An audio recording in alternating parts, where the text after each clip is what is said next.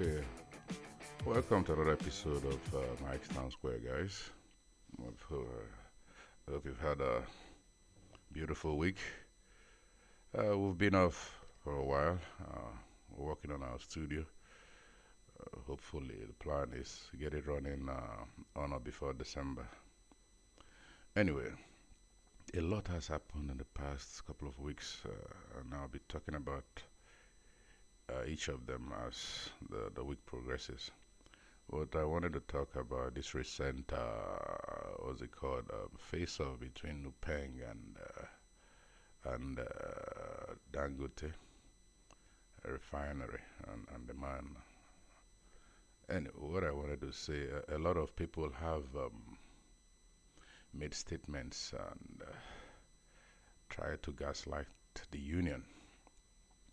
But I'd like to refresh our memories back a couple of years because the one that stunned me the most was the Arise team and how they went about trying to disparage, if that's the word, or gang up against the president of Nupeng, Borega. I felt it was beneath them. There was an interview where he had four people throwing questions on him here and there. The Husseini's Rufai, whom I respect a lot. I guess with this, we can now say clearly that opinion that you give opinion doesn't mean you know everything about it, because it felt like they were now making Dangote seem the victim and the union the bad guy. But why I want to refresh everybody's memories, it's important we look at it from this context. 93, 94, Nupeng in particular, of all unions were the last line of defense against dictatorship in this country. If we're going to give this in percentage in the decos, and everybody that fought, the union was the strongest, that fought to a standstill, and they suffered for it. The ESCOs, the Frank Kokori, I think he was the general secretary and the chairman at the time, all went to jail for this country to fight for our rights. Now, you now bring that institution now because they're fighting for fairness for their workers. And remember, during that fight, I think I was in secondary school at the time. Most of the Gen Zs will know this. The tanker drivers in particular were the warrior team of this fight. I remember they fought to a standstill with the military. Nobody forced them to do that, but they did it. And if there are warriors for this democracy that we enjoy today, it's that group. So to now come today and try to make them like a gang of thieves, people who don't have the interests of their nation at heart, I think that is disingenuous. And the take from, I don't know if they're friends with Dangote. Let's be clear, Dangote will be fine. I think the country has already done a lot for him too. In as much as he borrowed money to do this, he will recover because he is buying the crude like he wanted in Naira. And the people fought for that. It doesn't mean the drivers don't deserve their fair wages. It doesn't mean either that you now get the employer now to dictate who represents the the the workers, which means he monopolizes the job itself, then their finances. Then who comes, if you take a scenario where they're now being marginalized, who speaks for them? Is it the union that the company itself created? When you hear people ask questions and try to, you don't even understand how their system works, obviously. What the Nupengs, the NLCs, the Pengasins do is they speak for the voiceless. A collective of drivers cannot go and speak to their top hierarchy. One, they are scared, but if they have representatives who speak for them, especially in times where money needs to go up, money needs to come down, even when the company is going through some issues and they want the workers to understand, the union speaks to that.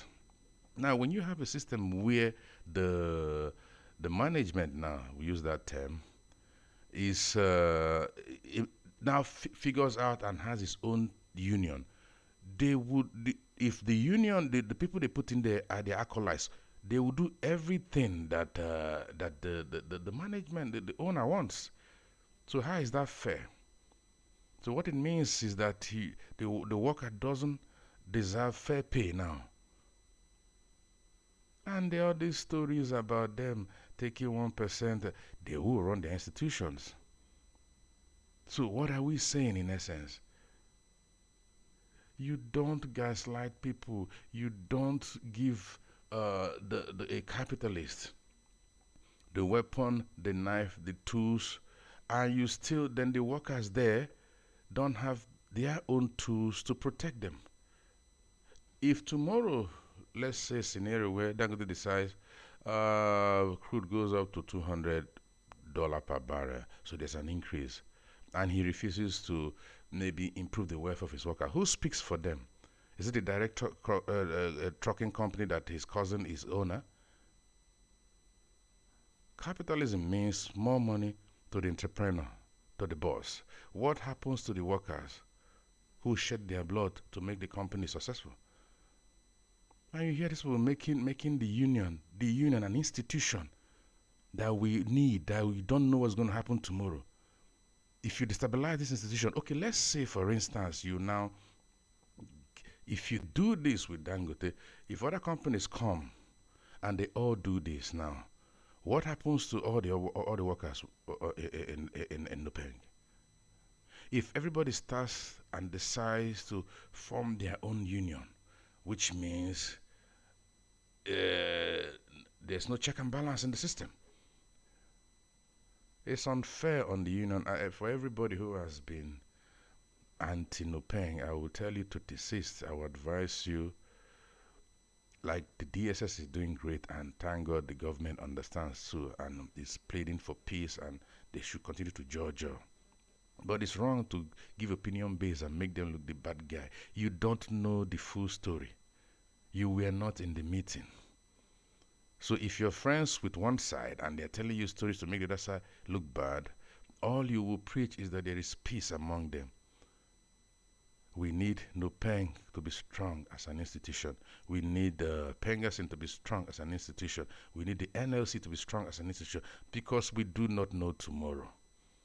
This institution, when it's time to protect the nation, they come out. You see them. So you don't say, like Rufai said, that when they do right, we clap for them. When they do right, you clap for them. Then when they do wrong too, you don't antagonize them. You find out why. Like in this case, I am absolutely certain. I don't know, but I think, but certain, because I do not see the constitution of the union makes it impossible to have tyrants there. It's democratic too. You do your thing or you leave. So I want to believe that every president that come into the Jasun, the NLC, the Pengasin, that they want to prove themselves, just like Shimulu proved himself in the past, just like the Kokoris proved themselves in the past. You prove yourself. The Ejile, I think it's Ejile, yeah? I think it was TUC president at the time. They all want to prove themselves. So gaslighting them now is disingenuous. I don't like it. I'm very disappointed in what somebody I respect, like Rufai, said. I didn't like how he put the word. He felt he was on the side of the owner. Nobody wants Dangote to fail, but it doesn't mean the workers should not get their fair wage either. Anyway, where kudos should be given, kudos should be given. I will give kudos now to the president and his team and the DSS for seeking peace. And I hope that it will be resolved amicably. The drivers, Danka drivers, will join the Nupeng as they want, and continue to make our country successful.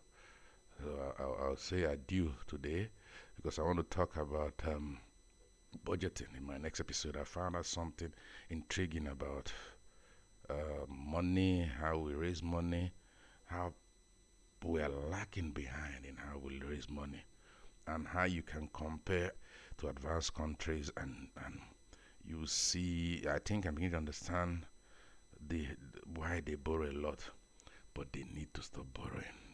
There needs to be another way. So anyway, to Akboreha, you continue your fight for the welfare of your people. So I know your intentions. I believe rather that your intentions are pure. So we greet you, we hail you. Solidarity forever. So I'll say bye bye for now, and I'll catch you on the next video.